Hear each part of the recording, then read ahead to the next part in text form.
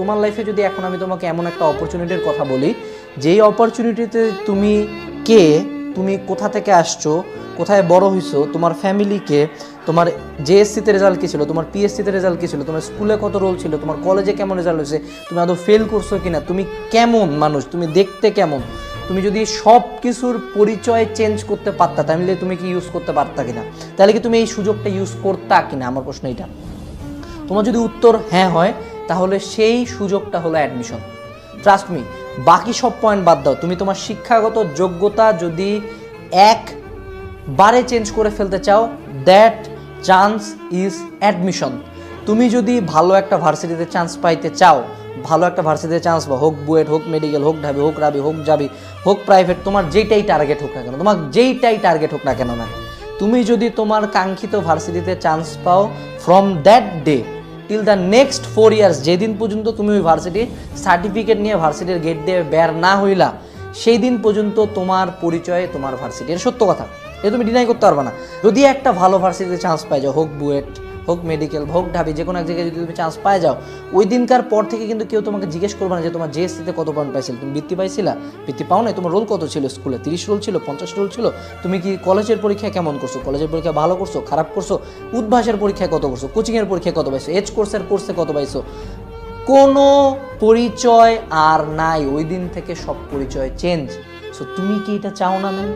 তুমি কি এতদিন ধরে এই সুযোগটা চাচ্ছিলে না যে তোমার পরিচয়টা চেঞ্জ হোক, তোমাকে মানুষজন পজিটিভভাবে চিনুক? তুমি কি এটা চাও না যে তোমার বাপ মা তোমাকে নিয়ে একটা গর্ব করুক যে না আমার ছেলে এখানে পড়ে, বা আমার মেয়ে এখানে পড়ে, আমার ছেলে এই জায়গায় চান্স পাইছে, ছেলেটা অনেক পরিশ্রম করছে? তুমি কি তোমার বাবা মাকে প্রাউড ফিল করাইতে চাও না ম্যাম?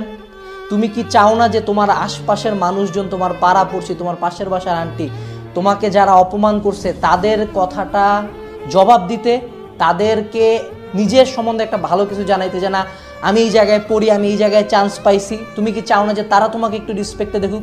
তোমার ছোট বড় ভাই বোন চাও না যে তারা তোমাকে রেসপেক্টের চোখে দেখুক? তুমি কি চাও না?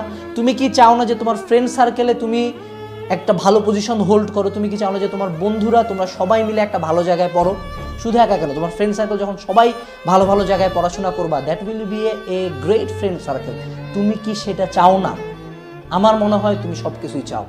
এবং তুমি কি চাও না যে ভালো একটা ফিউচার কাজ ভার্সিটি তোমার ফিউচারে একটা রোল প্লে করবে? একান্ত তুমি ভার্সিটি উড়াই দিতে পারবা না। You need a great varsity to reach a certain level. হ্যাঁ, যে কোনো জায়গা থেকে রিচ করা যায়, বাট আমি একটা ভালো জায়গা থেকে স্টার্ট করলে অবশ্যই আমার ফিনিশিংটাও ভালো হবে।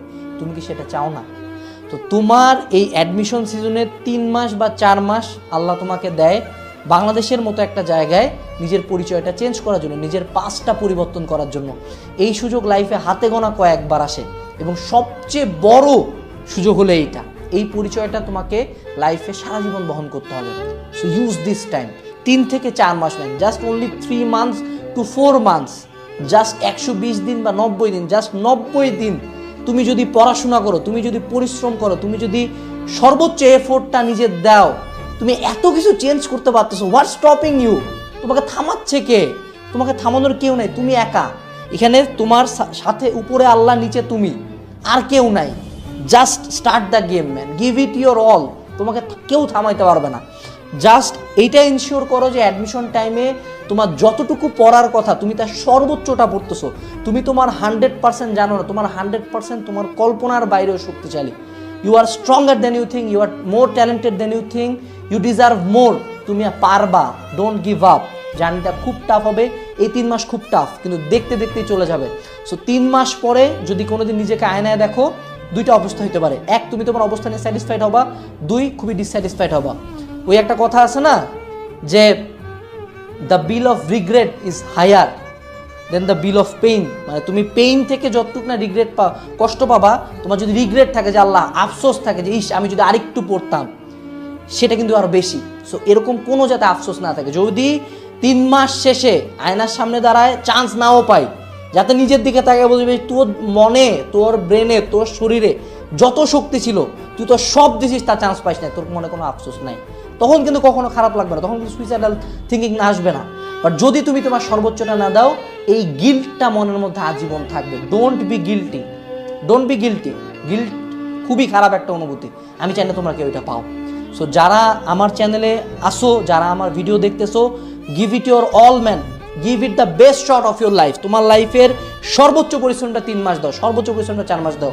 ইনশাআল্লাহ মহান আল্লাহ তাআলা যদি চান, তোমার যেই ধর্মাবলম্বী হোক না কেন, তোমার সৃষ্টিকর্তা যদি চায় এবং তোমার এফোর্ট 100% থাকে, তুমি সফল হবাই হবাই। ইতিহাস বলে কোনোদিন কোনো পরিশ্রমী চান্স মিস যায় নাই। So give it your all man, এইটুকুই ছিল বার্তাটা। তোমরা অনেকে হাল ছাড়ে দিছো, তোমরা অনেকে আমাকে মেসেজ করো যে ভাইয়া পারতেছি না, এই সমস্যা ওই সমস্যা, এইটা পড়তে পারতেছি না, ওইটা পড়তে পারতেছি না। তোমাদের মেজরিটির প্রবলেমের সলিউশন একটাই, ভাই পড়, বোন পড়, আরও পড়। এইটুকু পড়া দিয়ে হবে না, আরও পড়। 3 ঘন্টা পড়ছিস কেন, 10 ঘন্টা পর, 10 ঘন্টা পড়ছিস কেন, 14 ঘন্টা পর, তুই পড়।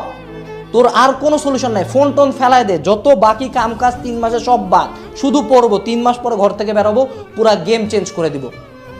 এইটুকুই ছিল আজকের ভিডিওতে। আমার মনে হয় আর কিচ্ছু বলার দরকার নাই। This is the last chance, give it your best.